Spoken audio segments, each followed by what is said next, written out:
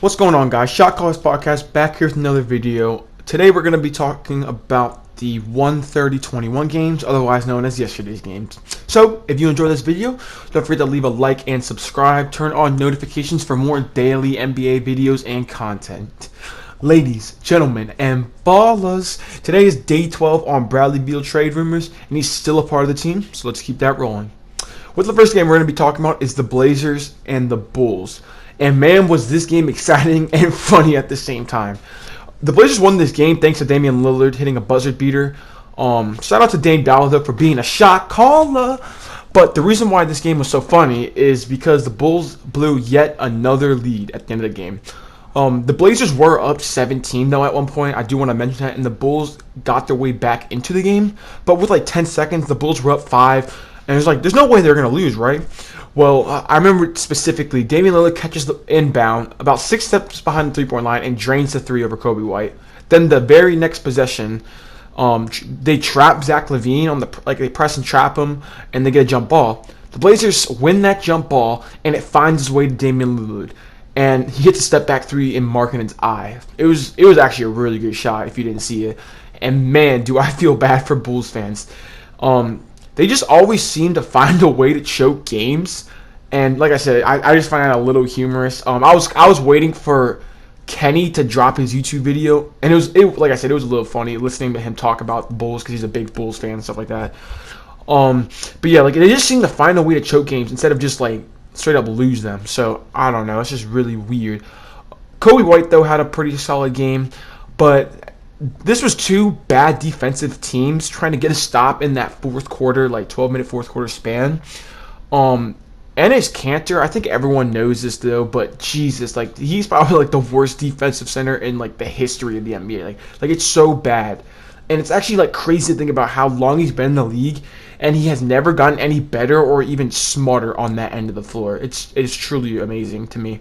But the Bulls yet again decided to do drop coverage, and today it showed why you don't do drop coverage on Damian Lillard. I mean, this man had so many free pull-up three-pointers and pull-up jump shots with barely to no contest, and you could see the result. Lillard literally just exploded this game. Keep in mind, though, CJ McCollum was out, Nurkic was out, Derrick Jones Jr. was out for this game. Robert Covington just came back from an injury, I think that was, so he finally came back for his first game. But yeah, it was pretty cool to see that Lillard is uplifting his teammates. Even though he did shoot amazing in this game, he's able to impact the game with more than just his scoring, and it's really showing because I remember like past seasons where like he had this little thing where if he just wasn't scoring, he really wasn't that impactful. So it is nice to see that in Lillard. But next up though, we have the Pelicans and the Rockets. Now, this game, the Pelicans for the Pelicans was them coming back down to earth. The Pelicans really didn't shoot that bad this game. At least in like the first half, they didn't shoot that bad. I didn't pay attention as much in the second half. To be completely honest, I was trying to watch like a couple different games at the same time, and I was also tuning into the Lakers and Celtics game. But you could just tell the Pelicans versus the Bucks and the Pelicans versus the Rockets was night and day. But the Rockets have been really good this year ever since they traded James Harden. And shout out to Christian Wood as he continues to just be a beast this year. Oladipo and Eric Gordon had pretty good games as well.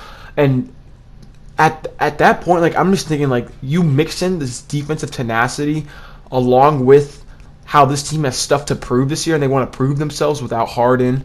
It's really nice to see. I mean, like you just look across the board, the entire team has something to prove, including the coach. And that passion and togetherness shows in their win column this year. Another great and dominating win just overall. And every time the Pelicans would just go on a run, because they cut the lead down at least a few times, the Rockets would stop the bleeding and put it right back up. Zion, though, continues to be slept on this year. Maybe my definition of slept on isn't maybe everyone else's definition of slept on, but it just seems like Zion hasn't been getting that same hype as he was last year. Now, maybe that has to do with the win column, how they just are like one of the worst teams in the West, and they just haven't been.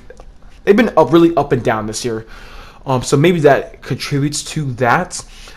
But I don't want anyone to ignore that how dominating Brandon Ingram and Zion have been this year.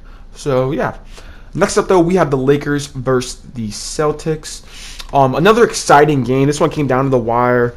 This was just a really good game, and it came off of a Lakers win due to a Kemba Walker missed buzzer beater.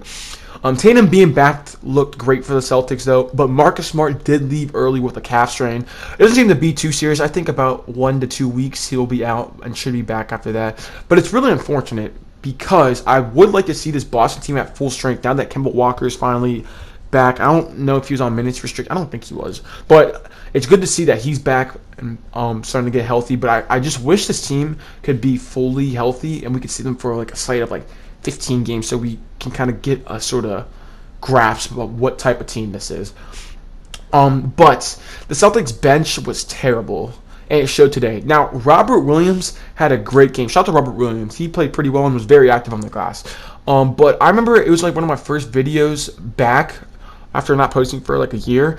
I did mention that Jeff Teague was going to be a slipped-on signing, and that just hasn't been the case. Jeff Teague has been pretty bad this year. Peyton Pritchard has been out, and overall this bench is just not very good. Anthony Davis played well, though, and it was another dominating defensive game for the Lakers, and Anthony Davis, too. He definitely showed up on that end of the floor. But it was nice to see that, considering that Anthony Davis these past like few games just hasn't been shooting the ball too well. And people were starting to kind of like question like, why is it that LeBron at age 36 can consistently put out this type of performance, but AD's having these up and down games, and he's in his prime, but he's still much younger, yada yada yada. So that was really refreshing to see that Anthony Davis played well, like old Anthony Davis.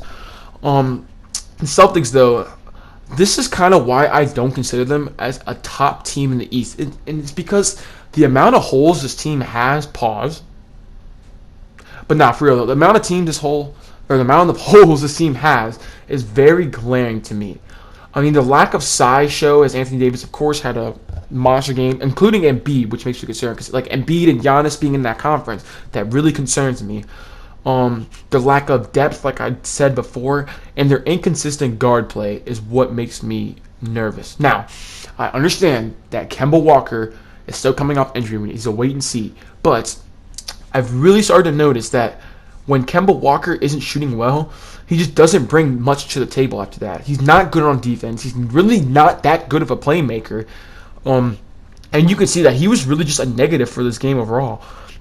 So for those 3 reasons is why I just don't consider them, maybe at least for right now, a true top contender in the East. But shout out to Jason Tatum and Jaylen Brown for once again showing why they deserve All-Star votes and deserve to make that All-Star team. Jaylen Brown deserves to be a starter in the All-Star team, no doubt about that.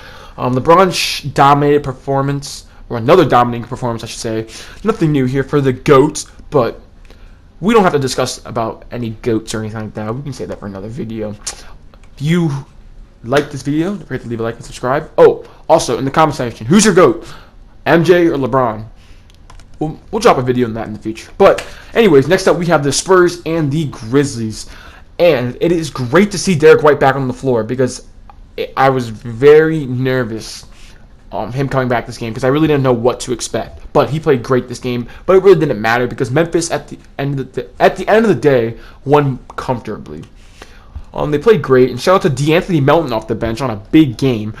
Ja looked good, and you can just tell Aldridge and Jakob Poeltl, just couldn't keep up with his athleticism. And I think that's shown throughout the year. Like, when they play these athletic point guards, Aldridge and Poeltl just can't kind of, like, guard that. Nothing against them. They're not, like, bad or anything. Aldridge is just a little old, and Poeltl's just not... You don't think of athleticism when you think of Jakob Poeltl. So, yeah, it just wasn't a great matchup. I really did think the Grizzlies were going to win this game, and they did. But this was a bad loss for the Spurs. Defensively, they just weren't there. And you could tell Coach Pop was just getting a little annoyed at his team and his players. But these two teams have been one of my favorite teams this season to watch.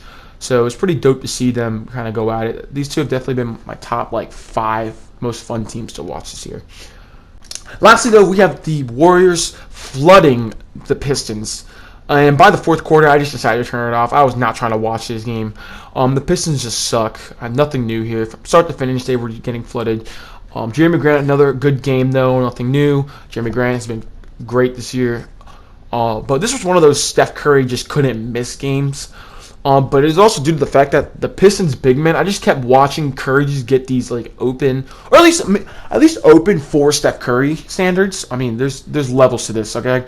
Curry, you don't give Curry an inch of space, and I just remember seeing like Mason Plumlee and the rest of their big men just kind of like be too low on ball screen, and not they need to be higher and or either trap Curry, and they were just too low, letting Curry get open on the balls on all ball screens and off ball screens. So I mean that's the result you're going to get when you leave Curry that open. The rest of the team contributed pretty well. This was just a pretty good shooting performance from the Warriors overall. And it was nice to see Jordan Poole back, even though I'm not a super fan or a huge fan of Jordan Poole. I do think he has some potential as an off-the-bench scorer. So we'll kind of see what he brings to the table for the rest of the season. But this game, like I said, there's nothing much to really talk about here. So with that said, thank you for tuning in for another NBA video, guys. Don't forget to like and subscribe, and I'll see you guys next time. Private KJ out.